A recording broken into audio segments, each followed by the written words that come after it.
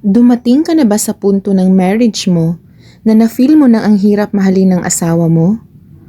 Parang hindi mo na siya mahal? Nasabi mo na ba kay mister, ang hirap na nga mahalin ng bansang Pilipinas, dumagdag ka pa? At sumagi na ba sa isip mo ang idea na Lord, baka mali ang pinakasalan ko? Sis, kung ikaw to, then this video is meant to find you. Welcome to Wife Diaries, ang podcast ng mga Kristiyanong misis. Dito, hindi ka nag-iisa sa mga struggles, hindi ka rin nag-iisa sa mga tanong, at lalong hindi ka nag-iisa sa laban. Kaya I'm inviting you to like and subscribe to this channel. Makikimarites tayo in the healthiest, holiest way possible. For this video, pag-uusapan natin kung paano magmahal ng asawa na mahirap mahalin in 5 grace steps. Without further much ado, let's dive in. Grace step number 1. Ibalik ang tingin mo sa Diyos, hindi lang kay mister. Sis, aminin natin, minsan parang kay mister tayo umaasa sa lahat. Gusto natin siya ang tagakilig, tagapakalma, taga-remind kung gaano tayo kaganda, at kung hindi niya nagawa yan sa araw na yun, boom, bad trip na buong maghapon.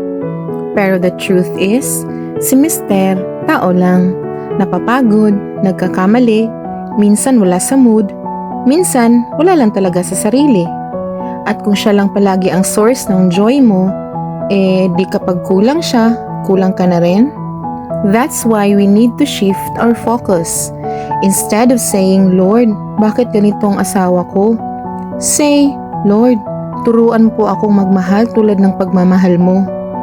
Ibalik mo kay God ang tingin mo. When your husband is hard to love, remember this. Lord, I love him not because he deserves it all the time, but because you love me all the time. Ang pagmamahal mo sa mister mo is something that pleases the Lord. Yes, even when he forgets your special days. Yes, even when he says, anong ulam pero kita namang nagluto ka na. Yes, even when he's being emotionally unavailable. Kasi sa dulo ng lahat ng to, it's not about how lovable he is, but how obedient and surrendered your heart is to the Lord. So next time you feel like giving up, look up. Kay God ka tumingin, hindi lang sa mister mo. Grace step number 2. Alalahanin ang pinili mo. Sis, naaalala mo pa ba yung araw na nag-I do ka? Yung lakas ng ulan, ang pawis mong makeup, at ang kinabahan mong puso? Hindi yun aksidente, hindi yun joke time. You chose him in front of people, in front of God, at ang pinili mo hindi lang yung sweet romantic babe version niya.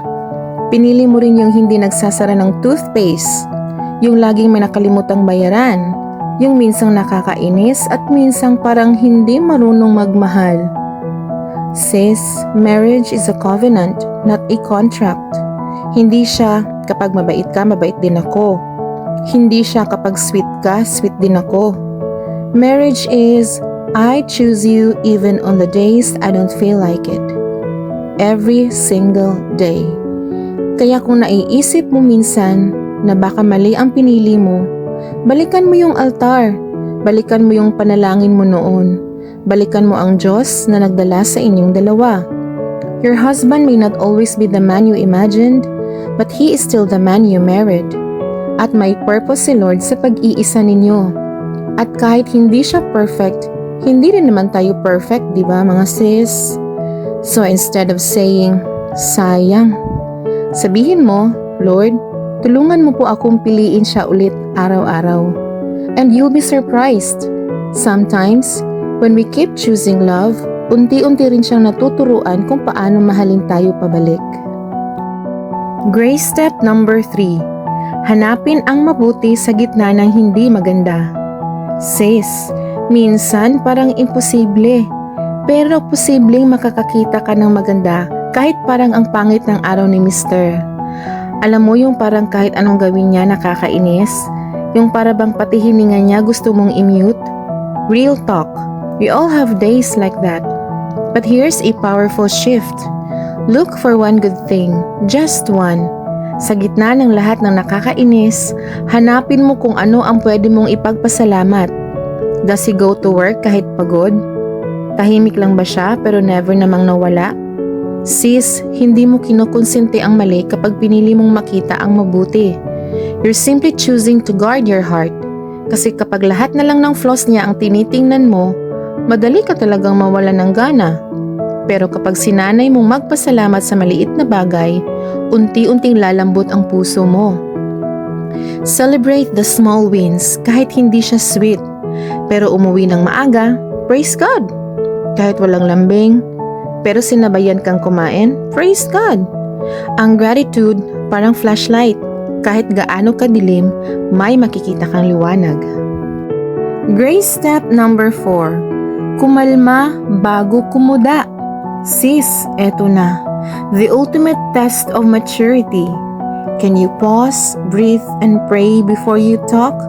Kasi, di ba, minsan talagang may moment ka na gusto mo nang sumabog. Yung tipong, bakit ang kulit mo? Di mo ba talaga ako naiintindihan? O sadyang insensitive ka lang? Pero sis, bago mo sabihin yan out loud, tanungin mo muna sarili mo. Makakatulong ba tong sasabihin ko o makakasakit lang? Emotions are valid, yes. Pero emotions should not be your decision makers. Kaya ang challenge, pause, pray, then proceed with grace. Try mong sabihin, Lord, galit ako, pero ayoko siyang patamaan. Gusto ko siyang itama ng may pagmamahal.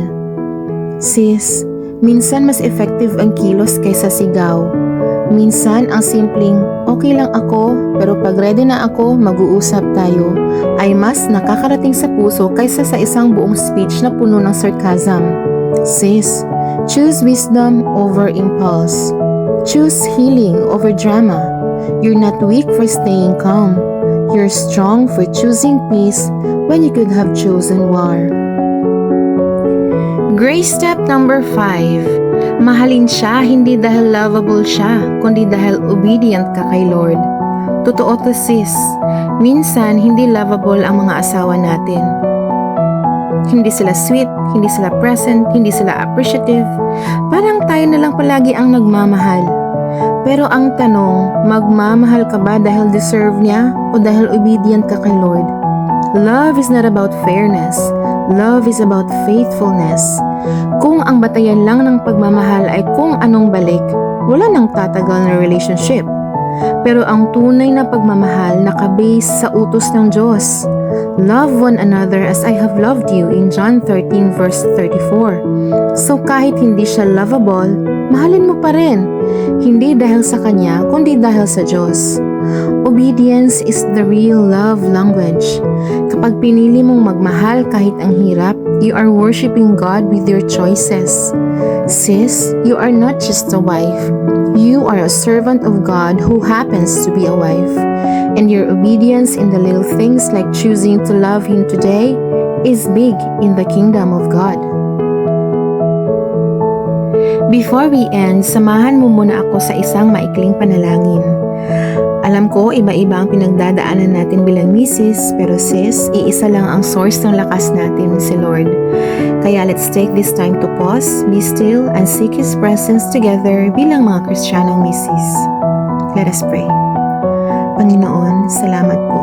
Salamat sa pag-ibig mong hindi napapagod, hindi nagbabago, at hindi nakabase sa kung kami mabait o hindi. Salamat sa pag-ibig mong tapat, isang pag-ibig na hindi namin kayang suklian, pero binigay mo pa rin buo at walang kondisyon. Lord, totoo po, minsan ang hirap magmahal, pero sa totoo lang, kami rin naman ay mahirap mahalin. Marami kaming pagkukulang, kahinaan at mga panahong hindi rin kami kaibig-ibig, pero minahal mo pa rin kami. Minahal mo kami sa pinakadakilang paraan, sa pamamagitan ng krus. Iminigay mo si Jesus para kami iligtas kahit hindi naman namin yon kayang bayaran. Kaya bilang asawa, bilang babae, bilang anak mo, turuan po kaming magmahal gaya ng pagmamahal mo. Hindi dahil karapat-dapat ang mister namin, kundi dahil ikaw ay karapat-dapat sundin at paglingkuran. Patawarin mo po kami sa mga panahong mas pinili naming magreklamo kaysa magdasal, manakit kaysa umintindi at maging self-centered kaysa Christ-centered. Bigyan mo kami ng lakas na piliin ang kabutihan, ang katahimikan, ang pagpapakumbaba kahit mahirap. At paalalahanin mo po kami na sa bawat pag-ibig na pinili naming ibigay, ikaw ang tunay na pinaglilingkuran namin. Sa pangalan ni Jesus na siyang patunay na tunay ng pag-ibig. Amen. Sis, kung ikaw ay na-bless, like and share this video naman, lalo na sa asawa mo. At kung may kakilala kang dumadaan sa ganitong season, send this video with love. This is Wife Diaries, real talk rooted in grace. Until next time, stay loving, stay laughing, and stay faithful.